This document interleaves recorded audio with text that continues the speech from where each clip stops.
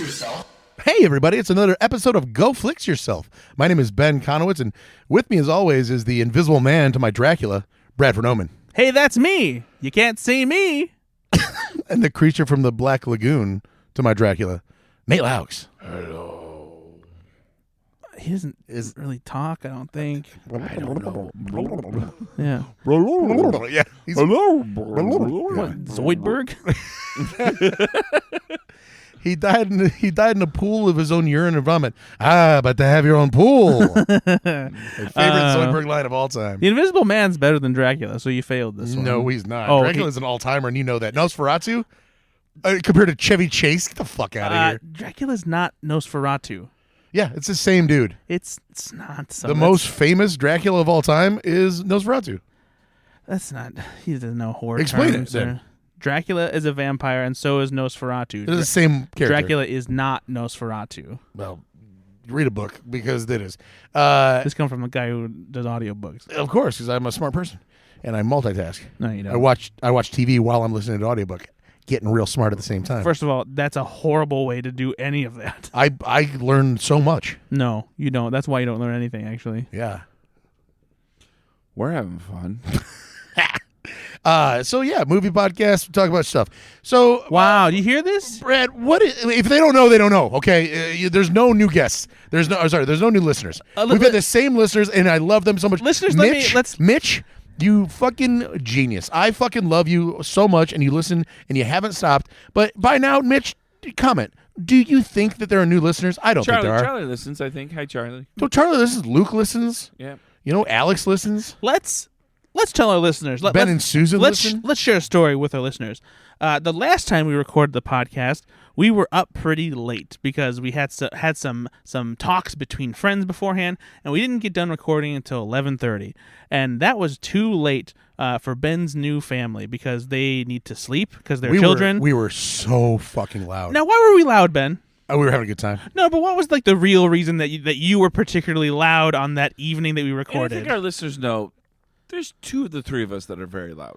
Yeah, I'm one of them. But who do you think was the loudest last weekend, and why do you think it was? I think it was Brad because you were mad. That's interesting. I think it was Ben because he was drunk.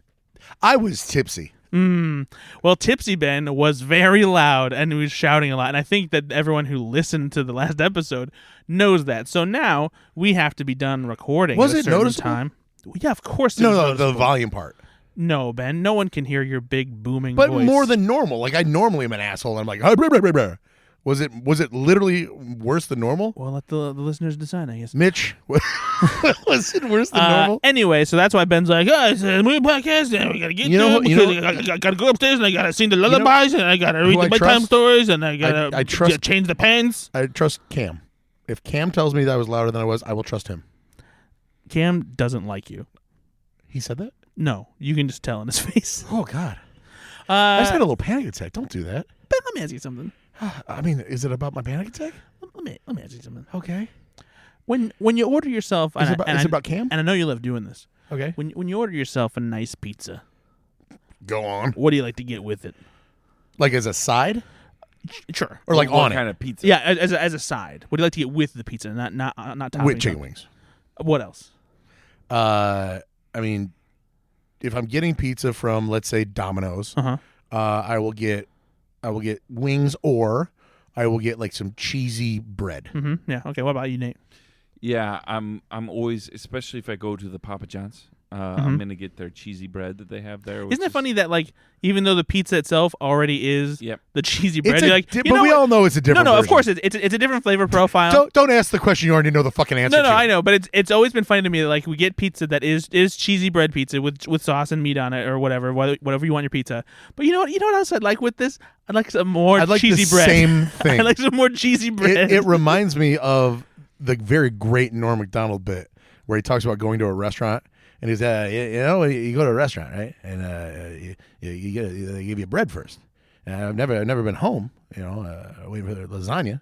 And you know what I have first? A whole loaf of bread. And I've never thought about that, and it's brilliant. But that's exactly the same way, because I'm not joking. They have pepperoni stuffed cheesy bread. Oh, yeah. It's basically a pizza. It's just a pizza. Without the sauce. That's probably for the people who get a salad. It's one of those things where you have the same exact ingredients, and but it's a little different. It's a little different, A little bit. but it really is for people. Like a responsible order of pizza is like, hey, there's 3 of us. Let's get 1 large pizza and 1 cheesy bread, and we'll all share it. Yeah, that's what you get by yourself. I get it by myself with wings. Yep. Or I used to. I'm on a weight loss challenge again. For now. Well, against my good friend Nate Laux. You back in it? Mm-hmm. You losing weight? Trying to. But you look great. Thank you. Hi, Ben. I don't know. Listen. That's why I'm in the weight loss challenge. I look like shit. Guys, got a treat for you. Here's why I'm in the weight loss challenge, Brad. Is it because of the sponsors? It doesn't help. It's basically because the number of people in the last 3 months that see me and they're like, Ugh. "You okay?" And they're being considerate. They're asking, "Are you okay?" I don't like the tone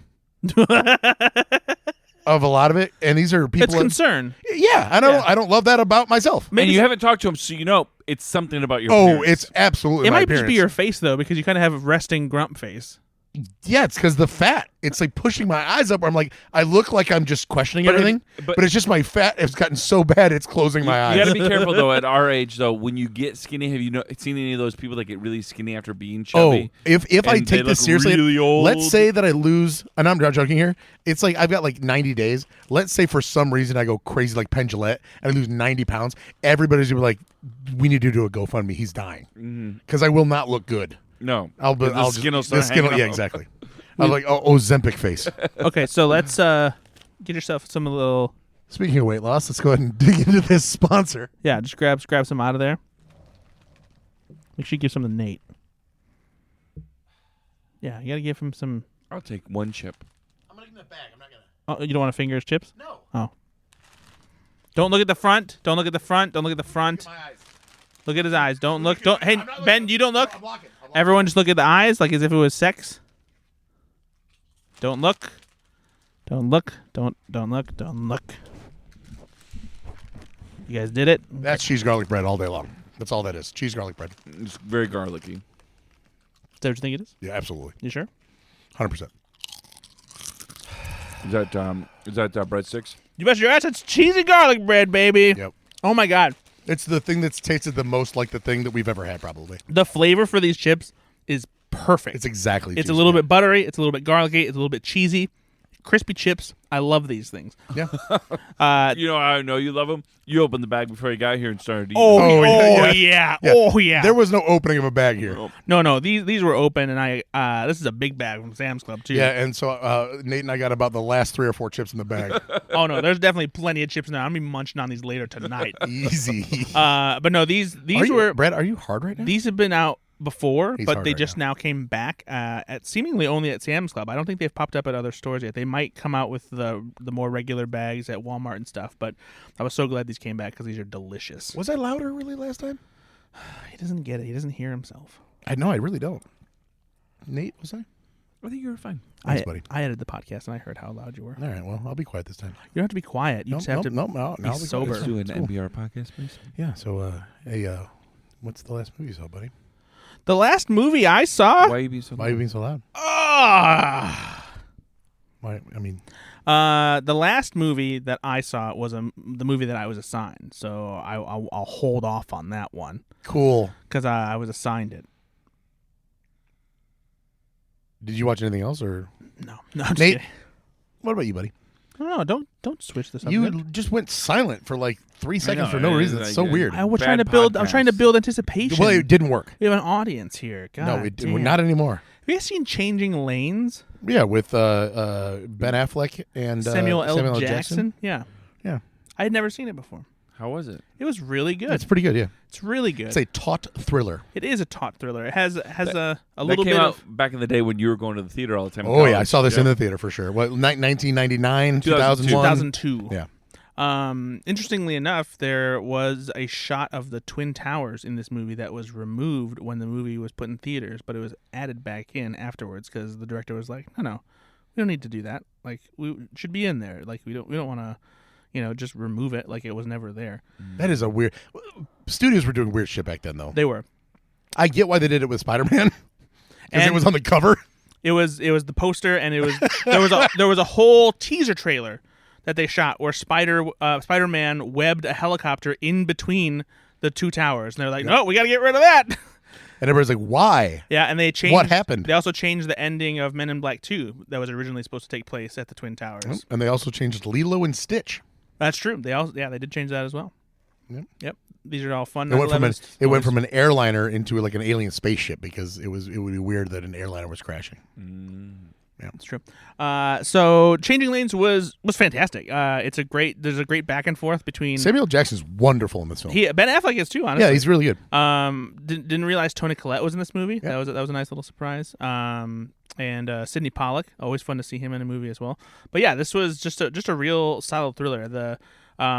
This is the kind of movie that has unfortunately been lost in like the mid-budget, disappearance. Yeah, I would say that like in 2002, this was probably like what, a $20 to $30 million budget. 45. Yeah, 45 million. and this was a normal movie you'd see playing in theaters at any given time, and you just don't really get these. But kind also of a movies anymore. perfect like 90-some minute movie, right? Yeah, it was. Yeah, that's the other thing that was great about it is it's a breezy, not an hour and a half thing where you get you're in and out. Like cellular. What?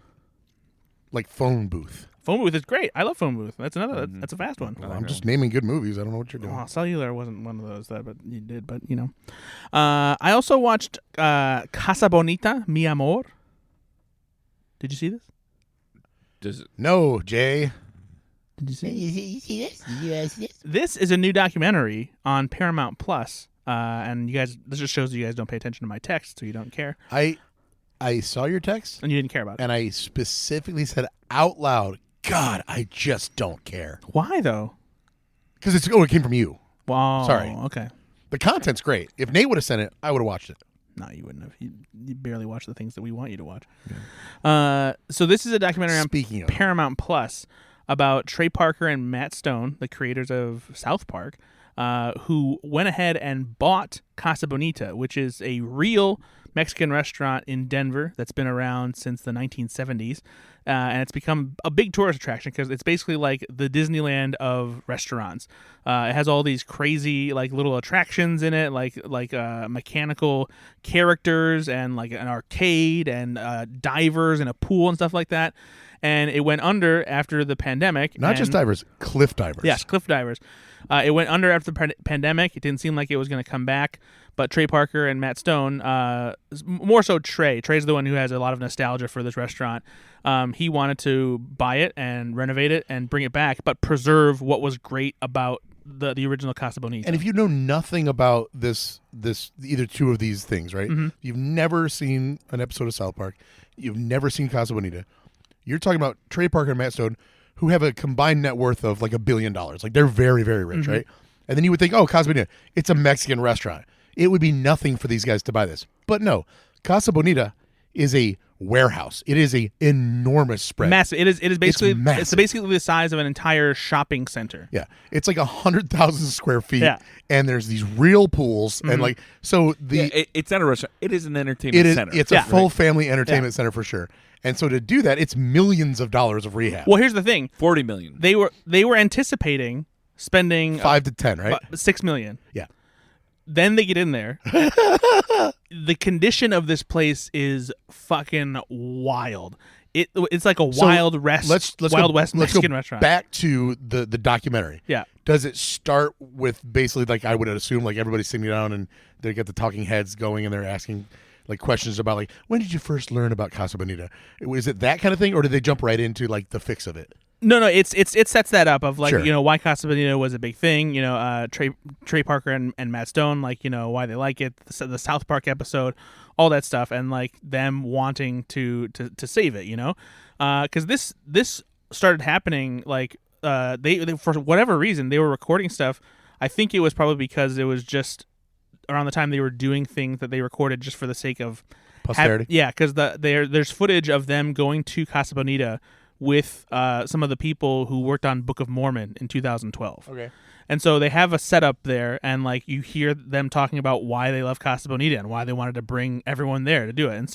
And then flash forward to them in 2021 negotiating to buy it and like how much of an attraction it is for people of Denver and how much everyone loves it. Like Colin Jost and Pete Davidson Right. buying the Staten Island Yeah. ferry and not realizing what they were getting themselves Yeah. into. Which I still think they're not doing anything. They're with not that, are doing they? anything with it, no. So once they get in there, you just see how in what terrible condition it is, and how everything in it is outdated, and that what they thought was going to be a smaller, easy thing to do is going to cost them basically like almost 10 times as much as they originally were going to spend. And it's but like what's great, honestly, my favorite thing about this and why I was really interested in it is wanting to see like Trey and Matt work on something like this, Sure. something that's not South Park, and watching like hearing them talk about why it matters and what they're doing. And it's really fascinating to watch Trey be so involved in it, because like he's directing everybody and like what he wants, and he's very specific about like how he wants the cast to be doing certain things, and like what they're incorporating it to make it entertaining and give it like that vibe of what he remembers from being a kid and have just being in love with this place. So very clearly directing. Yeah, 100%. And there's great bits too of them doing. There's like skeleton puppets that sit up on one of the caves, and they're talking about the cave, like, "Oh, don't go in the cave."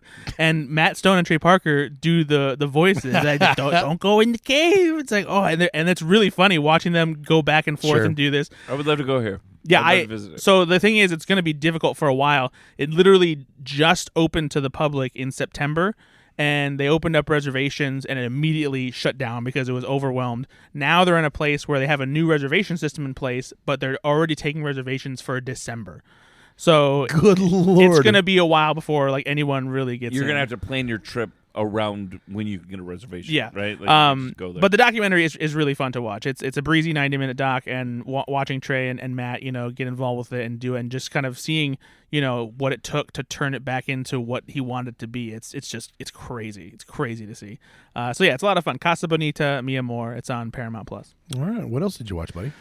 I also watched Oddity, which is a new horror movie that is available to stream on Shudder, and it's available for digital rental. And the less you know about this, the less you know about this one, I think the more fun you'll have with it. Okay. It's kind of a little bit of like a supernatural, cursed objects kind of vibe to it. And like I don't even really want to say what the story is. I just kind of want you guys to go like just seek it out and watch it if you like horror movies. It's one of the more original horror movies I've seen. Is it like a Malignant or a Barbarian where it's like you just don't see it coming? No, I don't want to go that far. It's just the kind of story it is, and because it's partially Why so secretive? it's partially a thriller. And I just think these kinds of movies are more fun that way. Okay. And also it's kind of hard to like explain the story without digging into details that like might give you an idea of what's going to happen, and I'd rather not do so. Okay. Is it more thriller or more horror? So it's more of a thriller in the first half, but then as the story starts to unfold, you realize what the horror element is. Gotcha. Yeah. Okay. But it's very good. It's very original. And yeah, I really, really dug it. It's good stuff. So if you're in the mood for some spooky stuff, since it's October, I would give Oddity a chance. It's definitely worth checking out.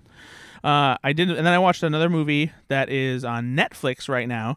That is a thriller with a little bit of comedic edge to it. It's called It's What's Inside, and it is just awesome. It's just awful. No, it's awesome. It's like Bodies, but with a mind fuck of a sci-fi twist to it, and it has a very distinct visual style, both in how it was shot and how it was edited, almost like Edgar Wright made this movie, but like as if Edgar Wright was making an A24 movie. Ooh. But it's an ensemble cast of relatively unknown people. The guy from I Love My Dad, isn't it though? The movie with Pat Oswalt, the guy who plays the son.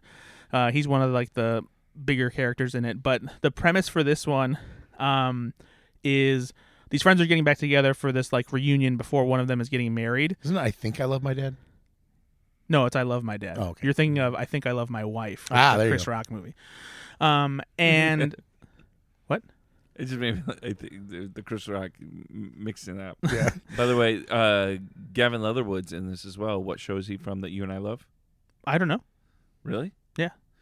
from The Sex Lives of College Girls. He plays Nico Murray in the first season. Oh, okay. I think that I probably recognized like I was like I've seen him before, but I didn't know where. That's right. But so there's this wedding reunion that's happening between these friends, and then one of them who they weren't expecting to show up ends up showing up, and he's kind of been away doing whatever. They're not really sure what he's been up to for the past year, and he shows up with this suitcase that has this device in it that like allows them to play. Ooh, you press a button and somebody in the world dies, but you get $1 million? No, but yeah, they should make a movie like that. That's a good idea. I'll send the thing to Hollywood. It would like do good box office. Okay.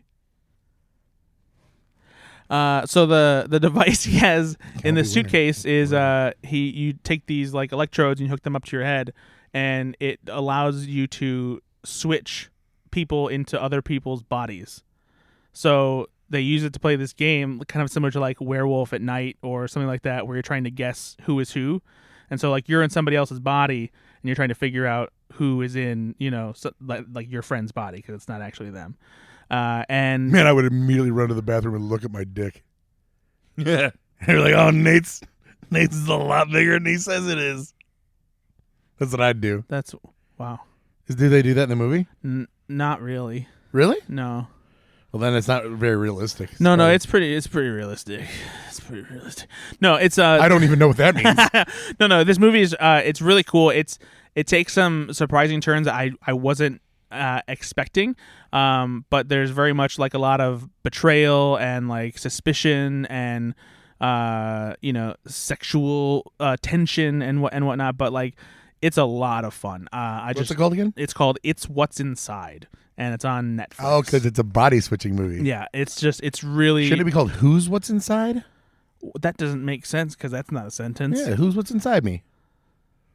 That's a game that you play. You know it. But it's just really cool. I cannot recommend it enough. All right, so check out Who's What's Inside Me on Netflix. Don't check that out. You're not even going to get a Netflix result if you Google search that, probably. You'll probably get Ben's like personal, UJIS page or something. Welcome. What's that? You know what that is. Okay. Shut up. What's the last movie you saw? Numb Nuts? Yeah, he's talking to you, Nate. No. I call him Nate Friend. I watched Tootsie today. You did? Yeah. It's about friggin' time. I know. You were supposed to watch this last week, right? And 2 weeks ago, even. Sure. I mean, seriously. And? Yeah, no, it's. I can see why it's Speaking famous. of Sidney Pollack, by the way. Yeah, exactly. Yeah, I can see. Obviously it's dated now, but I can see why it's very famous. What's dated about it? I mean, you could easily nowadays. You don't tell a story like that anymore. You got to cut so much out of there. They have so many musical montages where they play the Tootsie theme song, and he's putting makeup on like throughout. They do it a lot. Yeah, but that's when's the last time you saw it? I hate that. I literally just watched it 2 weeks ago because it was on, and I put it on, and I kept getting distracted by it. That's just like it's 2 hours long. It could be an hour 40, and they could cut some of the superfluous stuff out of there. That adds like personality to the movie, though. Like it's like there's stuff like that for a reason. Like I feel like you have this like contemporary mentality. Like I only have so much time to watch a movie. No, I can't sit here and have these like, stylish footage from an artistic director. I think that these days you would just shoot it a little differently, and like they really explain like the movie. Like I think audiences today, because there's just been so much cinema since then. We get it. Like I've seen so many movies like that where it's like you don't need to explain every. Yeah, but this is different. Like this was when this movie came out. Like I know. It's not going to be like that. I know. I was just saying. Like that's why it doesn't hold up. So it does though. This movie is still studied and like proposed to people as far as how to write a perfect screenplay. Like this is a classic that holds up. For a number of reasons, like I'm just saying, for contemporary audiences, it would be a bit boring. That's all. I totally disagree. It's about 2 hours long. You think about an hour and 45. Yeah, honestly, there's 10 minutes there you could probably easily cut out. Nate, have you seen and not Tootsie? Lose anything? No, I haven't seen. I would love for you to watch Tootsie and see what you think about this, because I think you're going to come away and you'll love this movie. Okay. Honestly, I think that Ben's just been in a bad mood in general, and he couldn't get lost in Tootsie. No, it was fine. I see. It's one of those things. I sat through Seven Samurai and I get it. It's renowned for a reason, but it's fine. It's not. It's way too long. It's. I'm somebody who, like you, appreciates movies like that and understand, and then can also walk away and be like, oh yeah, but like I won't need to watch that again. Exactly. I've watched Tootsie so many times. I love this movie. I think it's so funny. I think Dustin Hoffman is fantastic in it. I mean, Jessica Lange is great in it. Like Dabney Coleman has a great mustache. Dabney Coleman has a great mustache, and he's a perfect asshole in this movie. He's doing the exact. Which came first, this or 9 to 5? This. So yeah, then they basically cast him again in 9 to 5, doing the exact same. Well, he was very famous for playing roles like yeah, this. yeah. Yeah, he's always played roles like this. Yeah, no, I get it. It's a classic for a reason. I respect that. It's just I'm really disappointed with this reaction. It's just a little long and a little boring. I thought you were going to come away and you were going to like it, but I guess I liked it. I didn't love it. I liked it. I should have anticipated that it's fall and Ben's heart is cold right now. It's just fine. Yeah, it's really upsetting. Go ahead, keep going talking about the other movies that you watched. I'm sure you watched them like Mr. Magoo's Fuck Emporium, and you got a big kick out of that. What? Did you see Hercules? I watched Hercules. Last night I watched Hercules with the boys and Ashley, and it was it's very good. It's a lot of fun. It holds up, unlike Tootsie. Really. What did the boys think? Had they seen it before? They'd seen it Because it's before. 1997, so I didn't know. They've seen actually quite a few movies of that generation. No, I mean the thing that I really liked about it, I think that was the muses telling the story is such a cool plot device, and I really like that because it gives you so much more backstory, and it kind of like hurries the plot without hurrying the plot. And so you get to cut to the juicy parts of watching Hercules in these different areas do what he does. James Wood, of course, voices an incredible bad guy, as always, because he's... So you say you're a big James Woods fan? He's a real piece of shit. I was just saying he's a real piece of shit in real life. Rip Torn as Zeus, great voice. Who voices Hercules? Tate Donovan. Who is that? It's an actor. Is he famous still?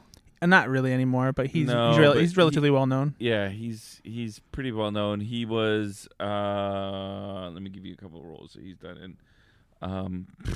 Swordfish. Much bigger in the 80s and 90s. Good Night and Good Luck. You're not going to know him from a lot of these things that he's saying. Argo. No, you're still not going to. Go back to the 90s. I'm trying to find like anything he's been nominated for. Not that kind of actor. Yeah, I don't think it is true. I'm like, maybe there was a role that he was in Love Potion number 9. Yeah, actually, I do. He was the opposite of Sandra Bullock. Yep. I know exactly who that is now. So he told you. Oh wow, actually, Hercules kind of looks like him. They did a good job of like portraying that actor. Oh, that's great. Good job, Nate. Danny DeVito. I don't know if oh yeah, no, he's wonderful. Did you recognize who he played? Huh? Did you recognize who Danny DeVito played? Like which character? Yeah. I was trying to place a voice the whole time. I was like, which one's Danny DeVito? It's tough. Yeah, I know it is. There was though, like in this era of Disney films, which are right after, right, the golden kind of era of the 90s, where you had Beauty and the Beast, Aladdin, Lion King, Little Mermaid. Then you have this like The Hunchback of Notre Dame, Hercules, Mulan. I think Pocahontas is kind of a bridge one there. Tarzan. They're not the most popular ones, but they're not bad at all. No, right? And this was solid. Some of them are very good. There's good morals here. It is. It's a good story for kids. Like there's a lot. We did point out that Hades, James Woods, smokes a cigar, and so it's just weird to see that because, like Ashley pointed out, she's like, "Wow, smoking in a Disney movie." Oh yeah. I'm like, well, at least it's the villain. It would be a lot different if Hercules was like, "Oh, as long as I got my Pall Malls, I'm good to go." I think more heroes need to smoke, to be honest. Well, there was a lot of smoking in Tootsie, so I'm sure you love that movie for that reason. Yeah, smoking looks cool. They were smoking around babies in that movie. Smoking looks cool. Terrible. It is fitting that James Woods is the villain. Yeah, exactly. Very, very true. No, it's very good. Hercules and like Emperor's New Groove and stuff like that. Those were all the Disney movies that like came out around the time when I was starting to like grow up and get into MTV, and so I don't have this like reverence for them. Like even Mulan, he was too cool. Even Mulan, I wasn't like super into. They're very good, but I just Brad Famous is like, that's a chick in the military. Boo. Brad, I had not seen them until I was an adult when my kids were little, right? And so I started watching these because you've seen you've watched all of the same movies, so you're like, let's get on the Disney. I'm truly struggling to give them movies that I've seen that they haven't. Yep, they've seen everything. It seems so. I remember watching these films. Right, Well, you've stayed away from like family material so much because you hated the idea of family. No, I mean, but I'm still a kid, so I watched all those movies, right? You watch some of them, but there's like you go and look at the list. There's a ton of like there's some. family and Hercules. animated movies that you have not seen. Yeah, there's some. Yeah, Name 3.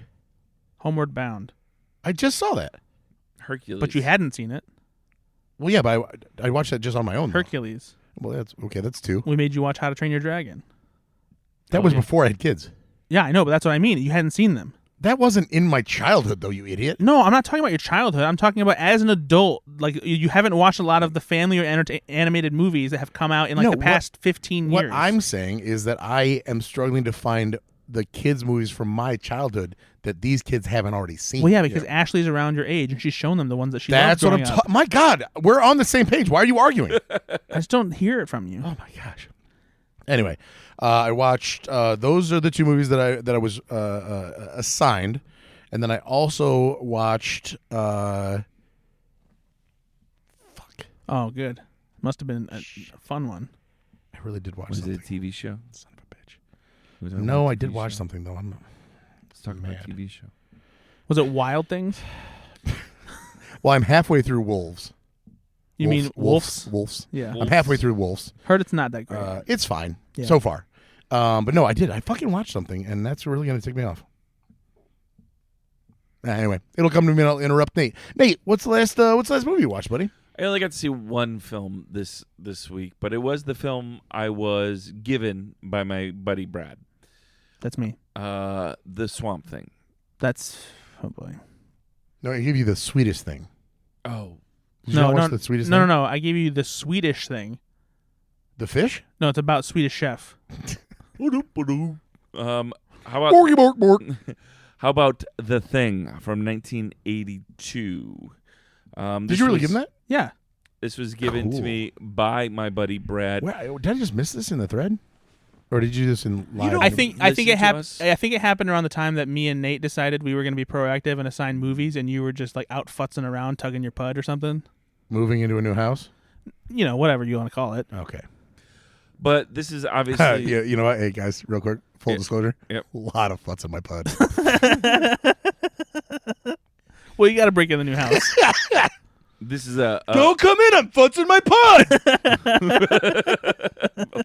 I'm just like, you come in and I'm just like cleaning the drapes. That's what we call futzing my pud. It's an old term. You know what I love? Lucy, where he's like, Lucy, are you futzing the pud? Ah. All right, so you saw The Thing, Nate. So let's start off here. This is a film, as I've researched, because I always research the film you guys give me as well after I watch them. Oh, after, okay. No, after I watch I them. thought do he was watch like, them well, first. I was going to be really I upset read if the you looked up entire stuff about this Wikipedia. before you watched. Yeah. Because this is the worst movie to do that, by the way. You know, because I like to do that afterwards just to have some more to talk about. And I'm always interested in how they make it and, you know, whether it was well received. I was really shocked by this. Mhm. This was not well received when it came out. No, and it was a kind of a box office bomb back in the day. Very too. much so. It was a budget of $15 million and it only made 19. Mm-hmm. And so, so this is a film directed by John Carpenter. I'm not gonna lie, I did for a second think I was watching The Swamp Thing. 'Cause in my head, Wait, hold on. When you were going to like find the movie, or like when you no, press like play, when you said you were watch like, the thing. I'm You like, thought it was Swamp Thing. I'm like, Oh, I've that's- never seen Swamp Thing. oh my god, and be like, wow, he's got to be really cold swimming around. Yeah, I didn't know Kurt Russell was in this. And so I was starting in Kurt Russell Antarctica. the Swamp Thing. I did starting in Antarctica, huh? Blah, And blah, so- blah, blah, blah, blah, blah. I wonder when we're gonna get to the swamp. yeah, it's like it needs a warm. What, 10 minutes left and we Wow, haven't yes. gotten to the swamp yet? Really going crazy here. global warming. Wabba wabba. But this is a film about aliens. And Yep. I did create a game, by the way, about aliens for the two of you if you guys want to play it later. Oh. Oh, I like this. But what's interesting about this film is it is a little slow at times. Oh, yeah. And so there is a pacing to this film that you have to get used to a little bit, like because it is not a. There are scary parts of this. This is a horror film, Yeah. right? But it is not right away a jump horror film, like where I'm. It's using suspense as part of the build up, right? I want to say this in a less accusatory fashion than I said earlier with Ben, because when Ben said it sounds stupid. Yeah, this is the exact same thing I said. And it's like, well, no, I believe you, Nate, but I fucking hate Ben. I do wonder if there is a perspective change that has happened with how media has been recently that has kind of ruined our patience. Yeah, and that's what I'm saying. Like, for contemporary audiences, it's too slow. But that's my thing though. Is like I don't think it's necessarily it's not the movie's fault. Yeah, but I don't think that it's something that needs to change either though. Like if you were to make Tootsie today exactly as it was made back then, I think it would bomb. No, well, I mean it's different. It's a different environment. But what I'm saying though is I wouldn't change the approach or the style. And I would want slower moments. I would want the breathing room, like with the thing you're talking about. I wouldn't want to lose those things for the sake of a faster pace or to like keep an audience like engaged and like, oh no, they're gonna go wash the dishes or something. It's like fuck off. Let people like sit in like suspense and sit in quiet and stillness for a bit. Like let them like find patience. Like we've ruined society. It's no longer... that's so frustrating to me because like that's one of my favorite things about the thing. And it was one of the harshest critiques by multiple critics. Yeah, was it was slow and boring. But now that's even back then. Yeah, no, that was but that's now one of the things that like people love about it. Yep. Like that's one of the things that it's praised. But I do like that even when it came out in '82, like Ebert was like a little slow. Yeah, I mean Ebert did say it was scary though. He did think it was, and it is. It's very scary, but. What's really interesting about this is John Carpenter, who obviously had a large career, right? Very well known. This film kind of resided deep in his recesses because of the failure. He wrote in 2008. He talks about it. He says, "I take every failure hard. The one I took the hardest was The Thing. My career would have been different if that had been a big hit. The movie was hated, even by science fiction fans." They thought that I had betrayed some kind of trust, and the piling on was insane. Even the original movie's director, Chris Nyby, was dissing me. What I don't understand is, fine, it's a little slow, right? Maybe people are saying it's a little slow or whatever, or maybe, the acting's good, if not great. The special effects are fun. Amazing. Why would anybody hate this film? That's what I don't understand. I know. Right? Is it a real departure from the original? I mean, it was like 1935. Yeah, but is it the same story? Like Trapped in Antarctica? No, definitely not. Like I don't know anything about the original. It's a totally different. It's based on a book, right? Yeah, it's a totally different movie, a totally different vibe. Like you're talking about like a cheesy like old school sci-fi movie compared to like this dark, chilling kind of like. So it sounds like that horror thriller. That original director go fuck himself. If he directed a Ed Wood level movie.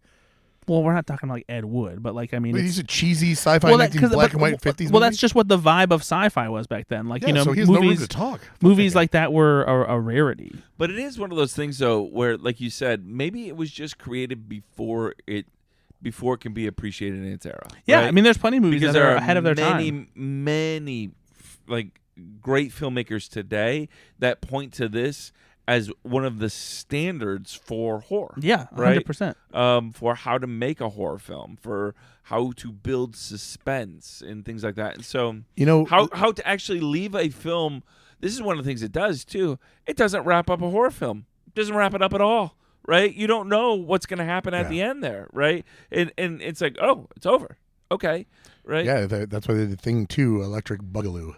But so the original Thing was from 1952, and it does take place at the North Pole. But so it wasn't North Pole or Antarctica? Yeah, he shit all over me. I said, "What, does it not take place in Antarctica?" No. No, it doesn't fucking take place cold like that. I didn't. What I'm saying though, son of a bitch, is you had no idea. There's not as much secrecy around what's happening or anything like that. Like they find an actual spaceship. Admit it though, you didn't know where it took place. The alien is frozen in it. You still, and then the alien like starts wreaking havoc. Whereas this one, like it's a big mystery. Know, right? You like you it, don't know. and that's what makes it so scary and cool. The cool. point of the film is which one of us is the Thing. Yeah, I think Brad right now, but it could be you. Yeah, no, it is Brad though. No, I'm a Thing. He doesn't like fire. That's for a whole other reason though. Because you went to the Fire Fest? No, burns. Back to Tootsie real quick. One of the things I actually did really appreciate was even if I'm saying it didn't age well as far as like for contemporary audiences, it aged incredibly well for dialogue as far as the idea that what it could have been as far as using the gay F slur.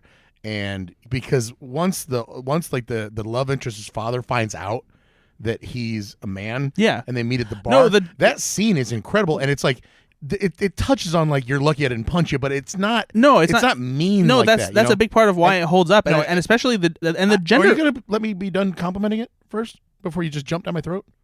I was just saying that a lot of this stuff actually does hold up, and in that way of like I'm very proud of that film for being ahead of its time, because a lot of films right then and that made in the same year, I'm sure had a bunch of. Clarify, you're saying it is a woke film. It really is. Oh boy, it really is. In the best term. Yep. The gender politics, especially, are like woke. Just the way that they. But yeah, no, the way all of that is portrayed and everything. No, I mean, to Brad's credit, he said out loud, it takes a man to tell women how to act. No, I know he's got that shirt. If finally you get a man to show him how it's done, and then he saves the day, he white knights it, if you will, and that's a Brad term, and it means it very positively. Like Dustin Hoffman's character shows women how to behave and lets them finally be free. Is that fair to say? I think I said white power knight, but yes. So wait, circling back, like you telling me like you didn't love like that last like monologue by Dustin Hoffman? It's great. When he reveals. There's a lot that was incredible. I loved that's to speak to the screenplay. I thought the whole time they're painting themselves into a corner. How are they going to get out of here? Right. And that is a great turn. Yeah. I really appreciated that. I loved her coming up and punching him in the stomach. I loved the bar scene with the old man in him. I love Bill Murray. As he's one nutty hospital. He's great, but the whole time he's great, right? Yeah. Because I'm sorry. I know that I said that it doesn't blah blah blah, but the things that do really work, of course, about this movie are the whole time. Bill Murray's character could have been the chauvinistic, roommate who's just kind of a slimy piece of shit. Because even though he's pretentious, that scene. In the first part of the film, there's a scene where he's sitting there talking to like other theater people, and he's like, I did a show and it was pouring down rain, and people for 45 minutes were human until they dried off. I wish I could operate a theater that only was open when it rained. And he's being very serious, and it's just very we've all met people like that, and you're like, fuck you, bro. But he's not a bad person, right? Yeah. And there's not a lot of bad people here. Even what's the guy that from 9 to 5?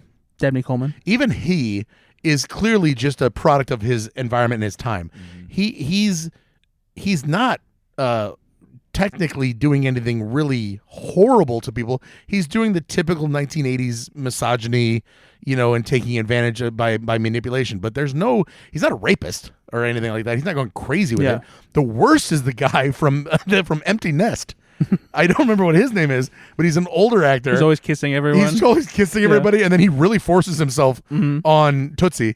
And I was like, this is getting aggressive. And honestly, I remember when Bill Murray's character walks in as Empty Nest is making out with Tootsie, or trying to, and I'm like, oh, thank God. It was just really a tense scene, There's a lot of good stuff like that here. Yeah, one of the reasons too, like I love this just from a technical standpoint too, is it does standard like screenplay, tropes almost. Not even tropes, but just fundamentals of like setting up stuff that you don't realize how it's going to pay off later. Sure. Like setting up the fact that like, oh yeah, every now and then, we have a something that went wrong and we have to do a scene live. Yeah. And like it's not even obvious enough that you're thinking, oh, that's got to come back. Yeah, no, later. I didn't see that coming for sure. I also like that everything had a reason, right? So like. You would say this if you've never seen Tootsie, obviously kind of an asshole actor, Dustin Hoffman, can't get any roles as an asshole. Nobody wants to work with him. Sidney Pollack is very clear. So he just does drag, and he goes as a woman for this aggressive woman part, and he gets it, much to the chagrin of Terry Garr, plays his girlfriend. She doesn't get the part. He gets the part. Obviously, she doesn't know that he's Mrs. Doubtfiring the whole thing, right, and dressing up like a woman. They take that and run with it, where he gets to start as this character, as this actress, starts to just ad-lib and the script and disagree and push back on this patriarchal system and this misogynistic bullshit. And they set it up so well because there's a woman executive that's like, I don't know, let her do it. And then they have a meeting in the office where Dustin Hoffman's character is brought in, and the woman executive says, I'm in a real pickle here. You know, nobody treats a very good director like you treat that director, but we're up 3 shares and points and whatever, and you've brought in new video. So I can't disagree with what you're doing, which then emboldens him to keep doing it and doing more. So finally the escalation is that, of course, how are you going to finally reveal that this is a man? He can't keep doing this forever. And they do a great monologue at the end of the movie, and it really works out well. Yeah. All of that is, again, it's the screenwriting is very, very well done here. Dustin Hoffman is wonderful. The cast of characters is wonderful. I was only starting off by saying there are a lot of musical montage stuff that's just a little old school that I just wouldn't choose to do these days. That's all. All right, so Nate, circling back to The Thing, you really liked it. I did enjoy this. Obviously not my favorite genre of films. Hey, at least it wasn't in space. But it wasn't in space. What about something from space, though? You brought the alien to Earth, which Yeah. if my feet can stay on the ground on this planet, I'm a little happier. I would posit that the desolation and the coldness of Antarctica, though, kind of space-like. It is. Yep. Just for saying. sure. But very good film. Very good film. Yep. Still waiting on the swamp to come, but we'll see. That's in the second one. Yeah. Okay. All right. Or a Rockman. That's in The Thinger. Marvel's Try again. The Thing. No. Thinger. Okay, well, not really hitting home on that one, buddy. It's a sequel. More Thing. Bigger Thing. Cool. I'm glad you watched. That's the only thing you watched. You didn't even watch any TV. Nope. What have you been doing? Working. Toothing. A lot. Toothing. That's what the Oh. second one's called. Toothing. That sounds like a dentist I know. thriller. Yeah, It's going to confuse people. Do you guys want to Did keep doing the podcast? Did you only watch 2? No, I watched like 4 things. I talked about them all. Really? No. Name them tonight? real quick. Tonight? Yes. No, name them real quick. Oh, I had to bring my list back. Casa Bonita. You watched Oddity. Changing Lanes, Oddity, and It's What's Inside. What's 4. And I also rewatched Please Don't Destroy, but I didn't talk about that. Well, see, there's 5. yeah. Okay, we'll say All that right. then. Between the two of us, we watched 6. And I watched 7, 8, probably 9 that I don't remember. Again, Yeah, that's there's a one in lot. there again That's that a I do lot. not remember. We're really a good team. If you guys don't want to do the podcast, just say we it. watched 8 Just say movies By the way, together. we also do another podcast, an SNL podcast, that And SNL's we've got to back. spend a Yeah. lot of time preparing for. Yeah. I'm sorry. You spend a lot of time preparing, and I spend a lot of time preparing. Yeah. Yeah. And I had the idea for both these shows. So We're all bringing what you we have. bring what we can have. Yep. Once you're done moving into this fucking house, And building our new studio. yeah, and if You're you're welcome, by the way. if you're not, he's not building anything. He's just putting in like furniture and microphones. If I build it, you will come. Oh, trust me, I'll come everywhere. Okay. Easy there, you shiz. So I want to know, once the house is moved into, are you gonna come back with a vengeance and actually, watch stuff and pay attention again? You know, when we were off for those couple of weeks, I remember coming with a list of like 21 movies I had watched. Yeah, but part of that was because you were like sick in bed and all you could do was watch stuff. Yeah, that's what happens. Right. So I'm in the point right now where I'm go. I'll get really sick again, and I'll watch my movies. Like, this is a cyclical thing. By the way, I did rewatch Deadpool and Wolverine. I did rewatch that. Okay. that's See? what- but like, We're not really counting we talked rewatches, about that though, again. kind of as ad Yeah, nauseam, of course, of No, course. that's fair. Did you notice anything more this time? Yes, Good. The listeners love when you answer a question, I think. close-ended question. I think. Great interview question, Brad. I think they're in very good shape. Okay. Wonderful. Trailer time. Oh, that's the trailer bell. Yes. Oh man. Trailer bell? Yeah, the trailer bell went off. We Oh have my a trailer gosh. bell now? Yeah. Oof, it was a it new sneaks up on purchase. you. It sneaks up on you. That means it's time for Ben to do the trailer song. As It's- our regular listeners know, that it's the favorite thing about this podcast is Ben doing the trailer song. Yeah, as soon as we're done, Ben is always like, "Oh my gosh, guys, I love recording the trailer song. It just gets me hyped and jazzed, and just like I just like it gets my gooch going." And so, My gooch going? yeah, you know how you talk about your gooch. So Ben, Yeah. please give us a wonderful trailer song. I do it every week. No, I know, but that's what you bring. That's what you bring. I don't though. When did we never agreed to this? I never agreed to this. You didn't attend that meeting. It was all right. Hold on. Let me think about silent something. contract. Fucking trailer he, trailer ha, trailer hoo hoo. There you go. That's all you get. Keep going. You gotta Yeah, go yeah, more. you can't At just least put do the trailer into you do a the whole melody. thing. That's like, the song. That's No, but the like trailer there's no song. lyrics that's not even though. The full Yeah. cycle of it. What are you though. doing? At least give us like the Rihanna version of the song. Oh yeah. Go ahead. Let's view da da dee da da da. I'm gonna view some da da da trailer da da. I'm gonna view it da da da. Brad and Nate Band da da da. View it. Trailer time. You know, I don't know if it's worth it anymore. That was the trailer song to the tune of "I'm Blue." Da ba dee da ba da. Oh. Did anybody else pick up on that, or was it just me? The classic No, Eiffel 'cause 65 song. Usually, like to pick up, like you need to change the note. Yeah, and like have some like I'm blue. Da da dee da melody da that's da quite da clear. dee da. Like yeah, Let's we did. view da. See view blue. Like it worked, right? It works. It's just maybe like have a little bit of like intonation. This is Or- what this is what you or fucking do the get. part of the song This is where that- this is what you know. You shut the fuck up. You pressure me. Yo, you pressure, listen up. Here's the story pressure me every about week. how we watch some trailers for our podcast. And all day and all night, all we do is talk about movies because we're friends inside and outside. View some trailers through this nice computer window. And we view these trailers because we like to watch movies with him and himself and everybody around because we have to It watch. started off great, little off the rails though. Yeah, it did look a little off the rails, but Yeah. you got to admit it was way better than liked it, Ben's. though. No, version. again. So that means from now on, you easily can do it. So you're going to do it from now on. No, but see, it's not fun. Like this is easier for me. He's pretty good. At Yeah. Yeah, exactly. So why do you fucking do it every time? Well, I mean, just because I think that it's become a tradition. It's just like All right, we the- watched a the couple most trailers. What did we common fucking thing watch? hear Who from gives our a shit listeners is anymore? they Let's want fucking you to just do the end this podcast. whole fucking charade. Charade. The charade of this podcast. No, we do audio. It's not charade. What's the fucking? We watched 2 trailers. The first one that we'll talk about is I forgot to talk about my assigned movie. Oh, boy. Oh my gosh, what are we thinking? We didn't even circle back around to it. Oh, what are we doing, guys? So this is the 5th movie you watched. And you tried to convince me that I didn't watch movies this week. I watched You son of a bitch. the movie that Ben assigned to me, which was In the Line of Fire. This is an action thriller directed by Wolfgang Peterson, starring none other than Clint Eastwood. Oh, that's why you remembered. It is. This Spoiler alert: we watched a trailer this of movie Clint Eastwood's movie. is so cool. It's fun, right? It's really good. This is like I feel like we say this a lot because the movies we dig into are from previous decades and stuff like that.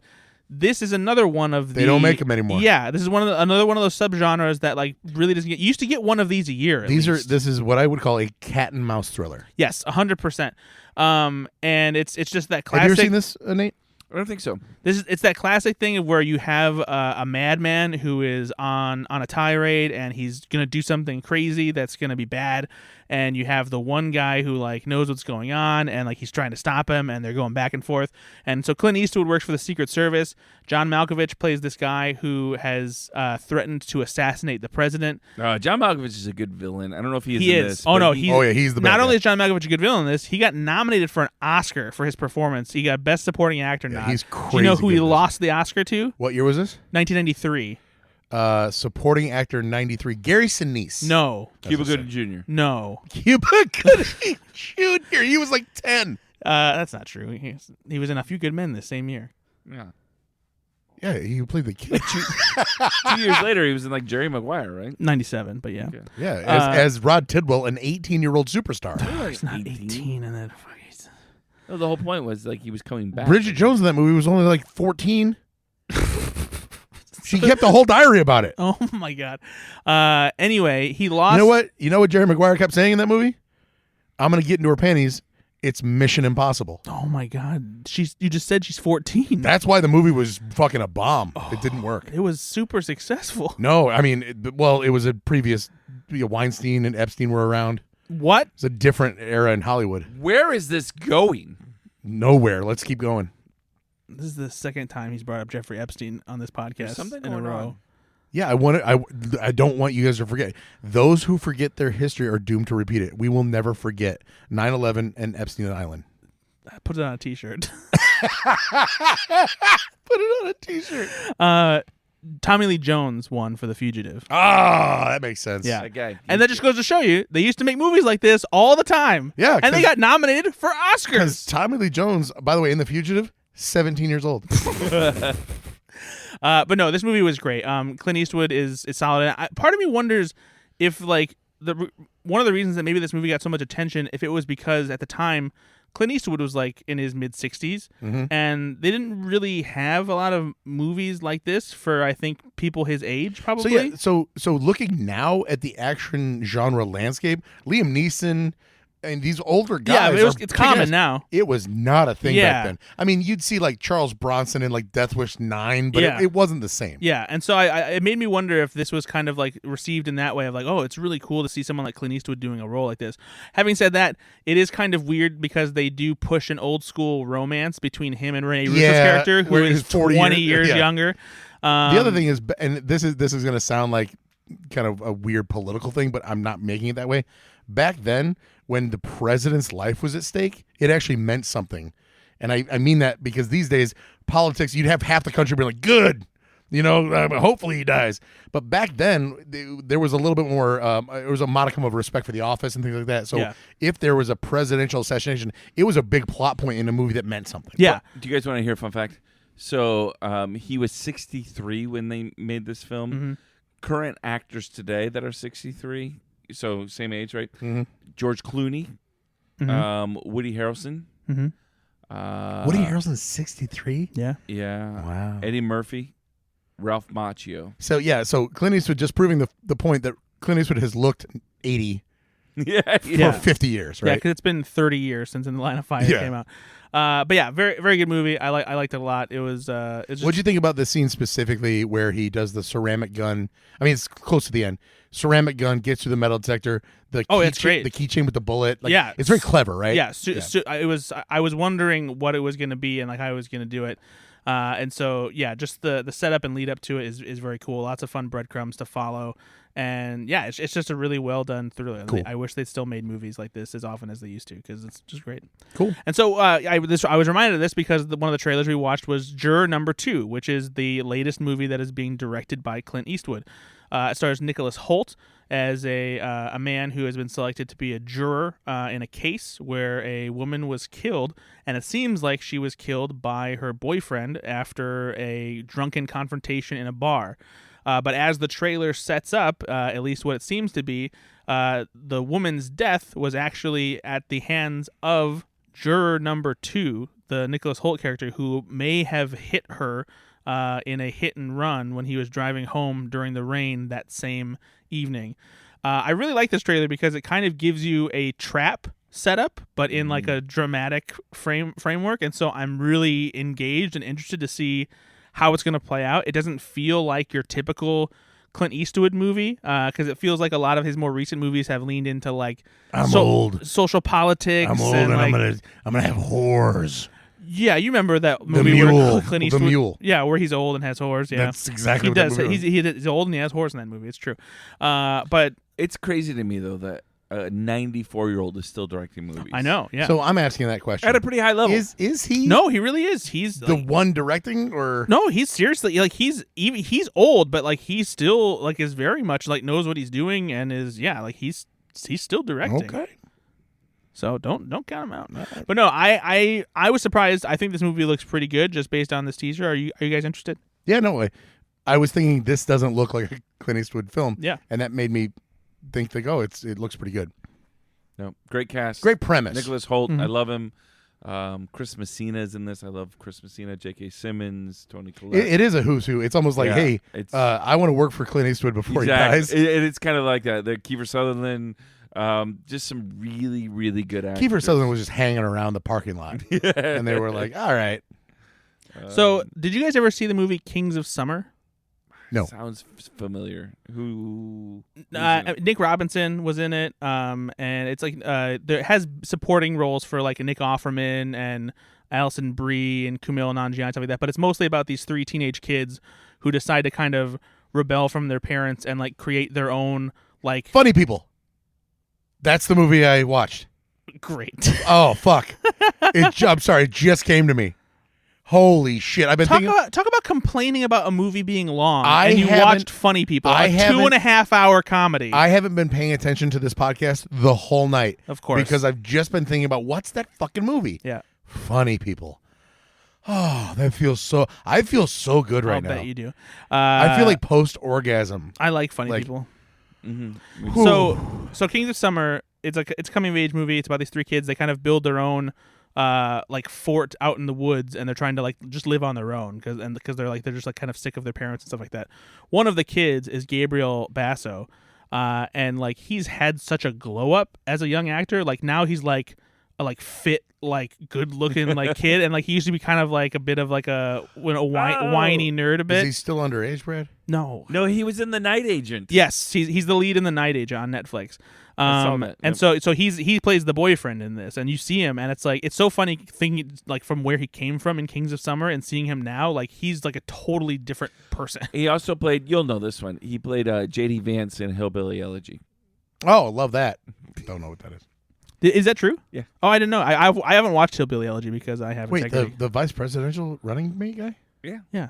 He was in a thing? No, Hillbilly Elegy is about his childhood, quote unquote. Oh no, I'm joking. I know nothing about. No, that. that's how he got famous. Is Yeah. He wrote a book called Hillbilly Elegy. You can basically which was blame about, the like- success of Hillbilly Elegy for the fact that J.D. Vance is now the vice Yep. president. I mean, because it was all Candidate. about like Yeah. Whoa, a little bit in the future there, buddy. it was essentially about like Hillbilly Elegy is about like growing up in Appalachia and essentially the poverty and all these kind of things that he saw, and it was coming out at a time right where a lot of racial dynamics were going on, and so it was like the converse to there's poor white people too, Yeah. right? And that's J.D. Vance's alleged story, right? Yeah. And so then very they made a alleged. film. They made a film. I mean, directed by Ron Howard. Huh? Called about- Hillbilly Elegy. Yeah. Yeah. On Netflix. What starring year? Amy Adams, Glenn Close. 2019? Oh, I can't wait to see this. Oh boy. Anyway, so yeah, I'm very much interested in Juror number 2. I No, think, me too. Actually, Yeah, I it looks really great. am. Looks very good. And honestly, it's not. I could give a shit about Clint Eastwood these days. I don't care. But the fact that it's got a who's who of a cast, and the premise is decently original. I don't Yeah. think I've ever seen that Yeah. kind of thing happen. yeah. And the trailer does a great job of showing that really because it's a slow burn trailer, and I think the best part of the trailer is you are taken along with James Marsden's character's like realization. who? James Marsden, isn't that who? Oh, Nicholas Hoult. Sorry. Yeah. Oh my God, they're the same person. Nicholas Holt's realization that it's happening, right? And so it clicks in his head, and it clicks for you as the viewer. Yeah. It's a really good. It's a well cut trailer. Toni Collette and Nicholas Hoult are reuniting. What was the last film they did together? Star Wars: The Phantom Menace. No, I'm just kidding. It's about a boy. I was like, what? About a Boy in 2002. I don't know enough about Star Wars to see if that's a 22 joke years about it. later. Didn't we assign that to Ben at one point? Who does James Marsden play in this film? Cyclops. I knew it. Yeah. Yeah. The X-Men come in because they find out Nicholas Holt's Beast. I did see that comic, Juror number 2. Mm-hmm. Yeah, no, that's Yeah. fair. It's Jim Lee and Chris Claremont. It was one of the big ones. They had a really nice anniversary cover they did for it where they had Beast sitting in the what's Judge's chambers, no, not the judge's chambers, in the jury box, no, what's the chair next to the judge where the electric chair, no, what's that the witness box. the witness box. There it is. Yeah, sure. Yeah. Witness stand. Witness stand. There's Yeah, the yeah. word. That's what I was looking for. It was called X-Men Last Witness Stand. Yeah, and Beast is just The Last Witness Stand. Yeah, Beast is sitting there leaning into the microphone. Yeah, doing Beast stuff, Uh-huh. like talking. But he's upside down because Beast hangs of upside course, down. yeah. What's he hanging off of? Just like a lamppost. Pear tree. By the way, I was just gonna be like, "What are we doing?" Nate's over here on Facebook. He's just scrolling. Oh, he's trying to find the comic we're talking about. So the other trailer we watched was another teaser trailer, a short trailer for a movie called Companion. This is from the people who made Barbarian, which is a fantastic, If you have not seen incredible Barbarian, horror movie. Don't even watch the trailer. Yep. Just go watch it. Exactly. Just like Oddity. Malignant. Sure. No, that's no, meaning don't watch the trailer. Right. Just go Yeah. watch the film. I agree.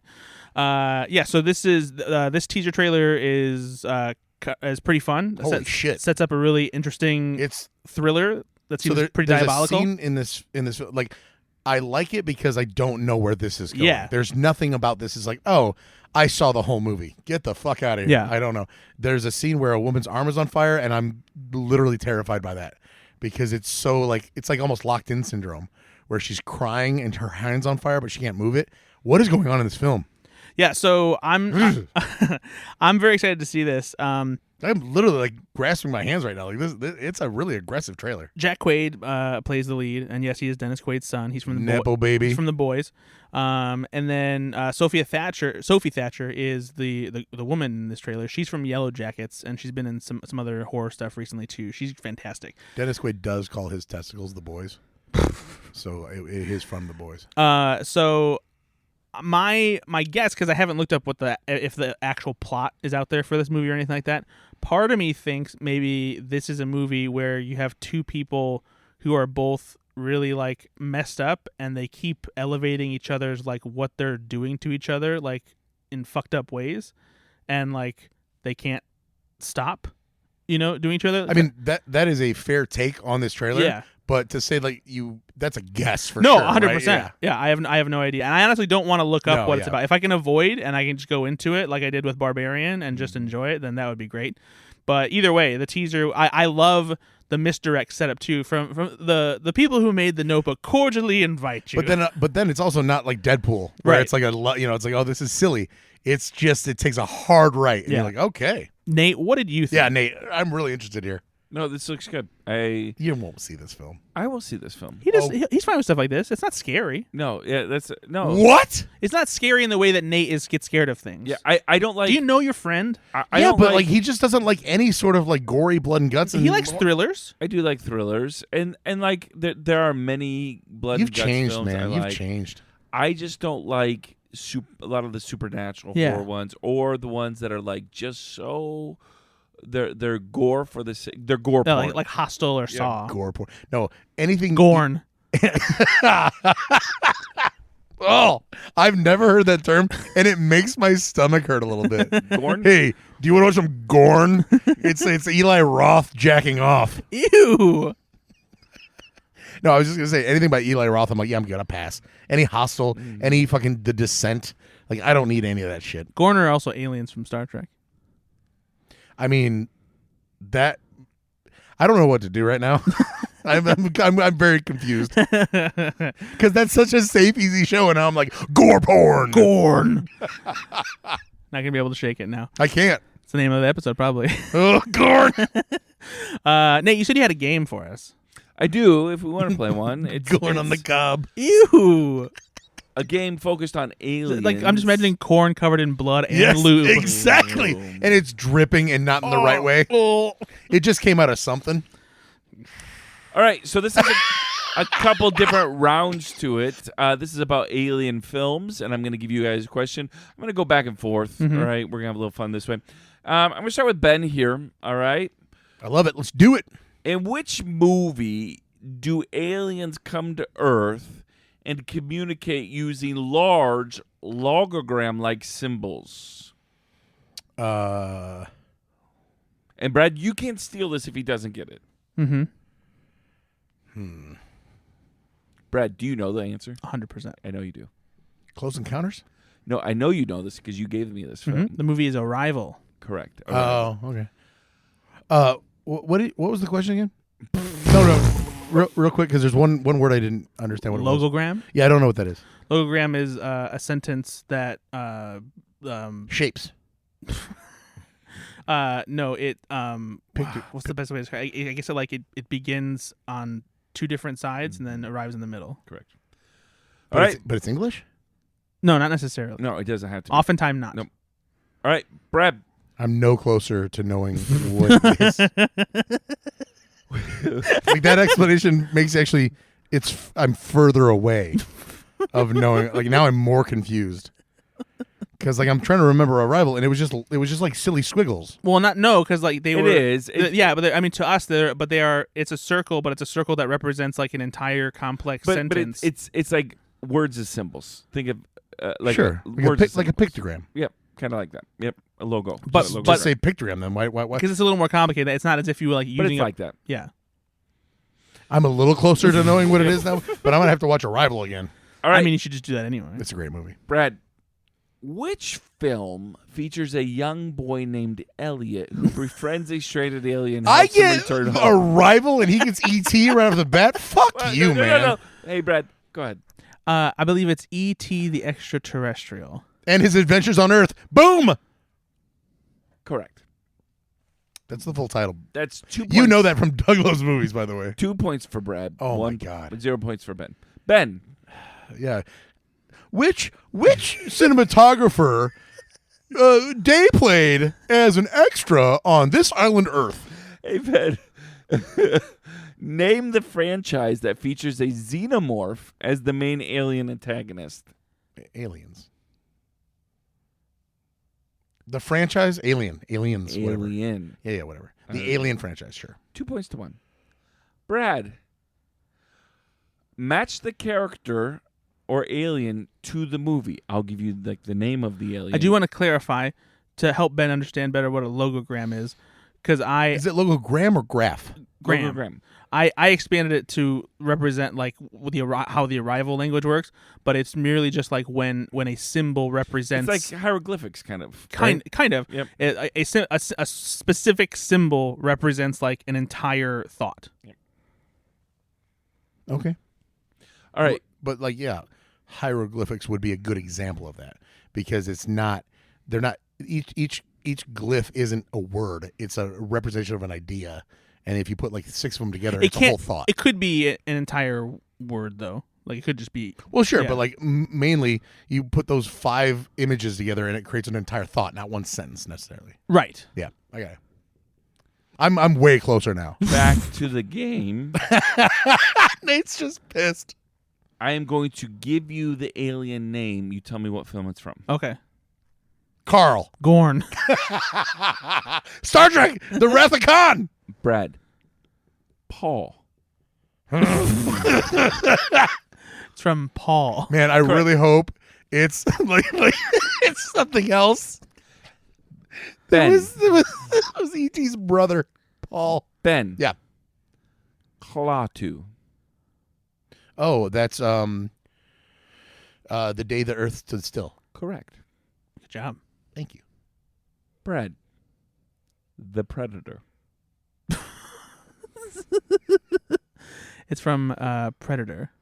Correct. You've Ben, gotten all Ben, what's the species name of Predator? It's really hard for me to pronounce because I've never actually heard it said. Yeah. But it's like Yahuda. Yeah. it's Yahuda. Or, Yeah, there's a J in it, but yeah. I don't know if that J is silent. That's why I'm saying Yahoo instead of I think it's Yatuja. Tuja. Yeah. Yeah. It's a whole almost samurai culture. Yeah.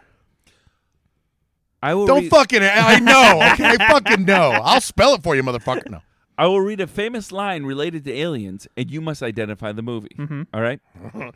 I love that Nate's the one going to tell us what the famous line is. Brad. In space, no one can hear you scream. It's the tagline for Alien. Correct. Ben. I want to believe. Wait, it's in the Alien franchise, like Aliens. No, just a movie about aliens. Oh, okay. So I want to believe. Isn't that X-Files? Yeah. Correct. That's not a movie though. Yeah, it is. There's Yes, it literally 2 X-Files movies. Oh, I didn't know that. All right. Brad. I thought this was his way of shoehorning TV into this episode. Nope. And if it was good on him. Which director is known for helming the sci-fi classic Close Encounters of the Third Kind? Steven Spielberg. Come on. Ben. Who's the main star of Predator? That's like this. You're fan feeding him this shit. No wonder he wins You're all the doing time. really good, by the way. Thank you, Nate. I appreciate it. Klaatu. Fucking Klaatu. And he's like, which one does the alien have a glowing finger and he rides a bike? I gave you Paul. Yeah. You piece of shit. To be fair, you didn't know that. All right. Fuck you. Ben. Yeah. Which movie features an alien invasion foiled by a common Earth element, water? That would be.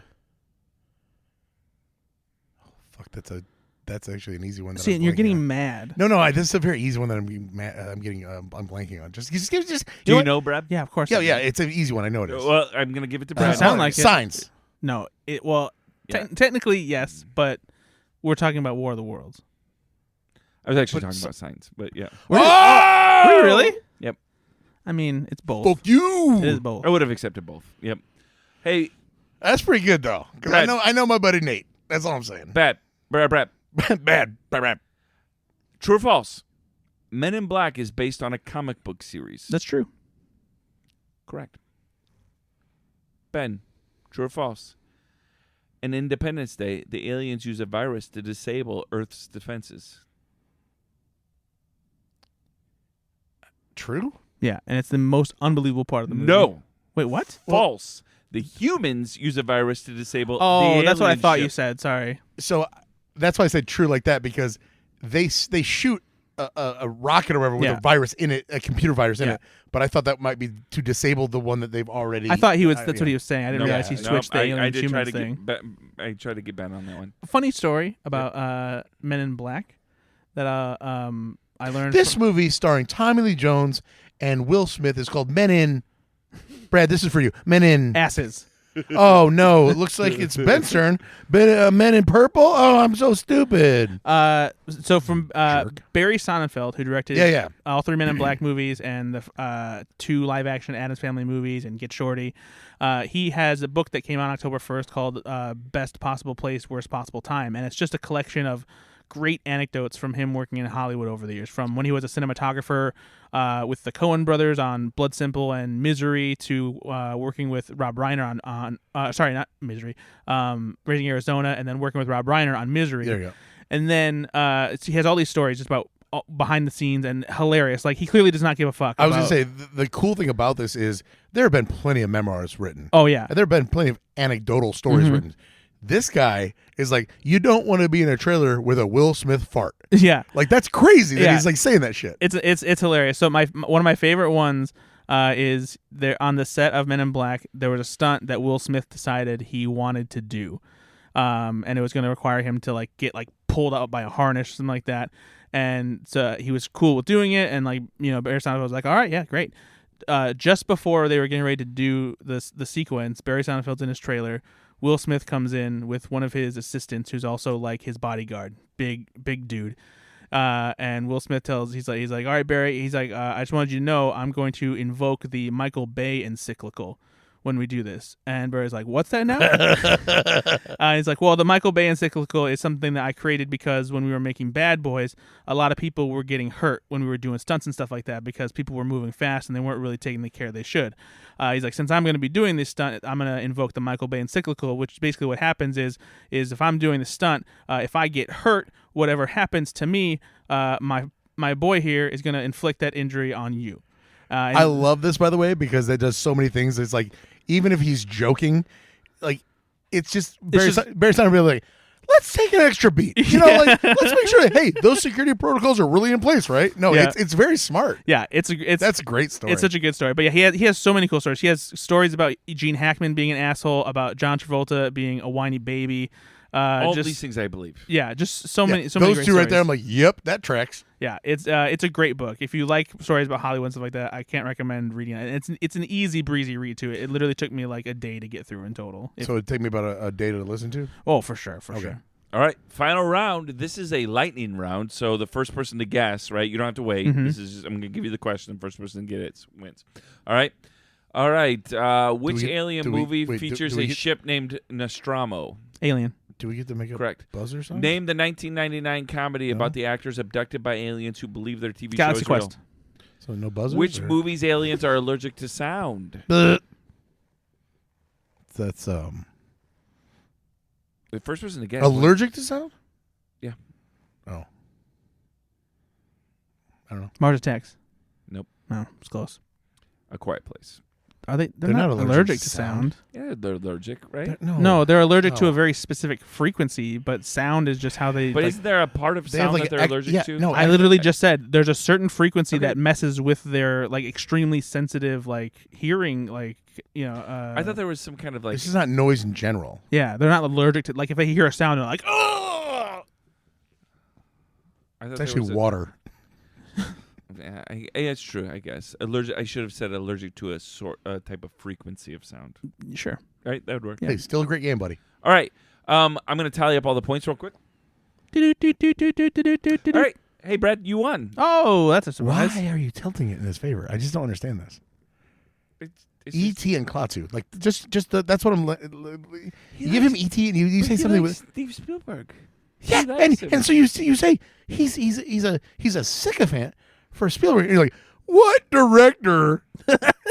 What director did Close Encounters? How would he not know that? He likes him. Oh my God! I gave you an easy one too. No, that would have been like you've been like, who starred in Predator? You didn't. You gave Brad that one too. To be fair, mine was harder. Yeah. Why? Because I had to name the alien from The Predator. Yep. He said, "What movie alien is the Predator?" That's what he said, and you said Predator. Yeah. Mm-hmm. Okay, Good well, job. this You is did a good job with that one. Thank Hey, you. I'm really proud of you for that. Thanks. I can't wait to write a game. I know next your time. dad died, but I'll be your dad. I appreciate it. I'll write a game so good next time. Well, we'll see if you have the time. I'll make time for this. I'll blow off my movie assignment and I'll write a game. Yeah, what else is new? I don't like Are you this. coughing or I crying? don't like this anymore. It was fun. Well, guys, That's what happens when you get a family. It's time. I'm gonna have it. Hey, It's listen. gonna be a podcast. Wouldn't it be fun to do like a Douglas Movies Takeoff podcast where we just had comedians come on and do it ourselves, Brad? It'll just be me and you. It'll be so fun. We'll have so many episodes and we'll play a lot of games. It'll be very games heavy. We'll talk a little bit about the last movie stuff, but that's not really the point of the show. The point is to play the games, have so much fun. And now it's years later, and the games is the worst part of this. I don't like it anymore. Every day's a bad day. The I games think suck. Brad liked that game. Did you like that game? I enjoyed it. The game sucks. You've won a game. You're before. inheriting a lot of traits from these kids. It's a crybaby, you know. You want a banana? You want a Go-Gurt? You want to put banana in your Go-Gurt? Well, guys, it's been another educational and fun-filled episode of Go Flick I Yourself. did learn like three things. Ben did learn a lot It was this pretty episode. great. Yeah, stuff I that he learned needs to know. what a logophone is and what respiratory illness is. No, that was the other. That was Saturday That's Night Saturday Night Live. podcast where I learned what a respiratory player is. Oh, boy. Go listen to 10 to 1 if you want to hear that. Listen, guys, we did it. This is a great episode, and I'm very proud of my knowledge. Yeah. This is brought to you by Lay's cheesy garlic bread potato chips. Yeah, thanks again for sponsoring Lay's. That check. A legit sponsor, not Really? anything that we make up. Yeah, they sent a real check. Yes. What? Yeah, for viewers like you. We will. Viewers like you. We'll be back again in Yeah. another week. Hopefully, we'll have watched some more movies. Some people are more dedicated to that than others. Maybe don't Literally give me what you do for your job. maybe don't give me the movie at 11:39 on a Thursday. Maybe give it to me. We're We're recording on a Sunday. I gave him early. We're Yeah. recording on a Sunday. Give it to me tonight. First of all, he gave you your movie very quickly. And I watched it. I know. So that'd be a fucking lesson, idiot. Drop it on me on Saturday morning. Nah, go ahead and watch this movie. It wasn't Saturday morning. It was Thursday night. And that's when you asked for it. Because it hadn't. You know what? Doesn't matter. I'm not happy right now. I don't. Lately, a lot of times I just don't like the way the show goes. You know, and for a show to be my show, Ben, let me ask you a question. I just don't like it. is it Look the- at Ben- everything happens, and it goes the way I don't want it to go. Ben, is it the show or is it your life? Kind of. Trailer time. Fucking you do the song, Ben, and we'll make fun of you. And then it's like the handcrafted game, so Brad wins. And then I have to come up with Dracula's not Nosferatu. Oh, who gives a fuck? Bye, everybody. Bye.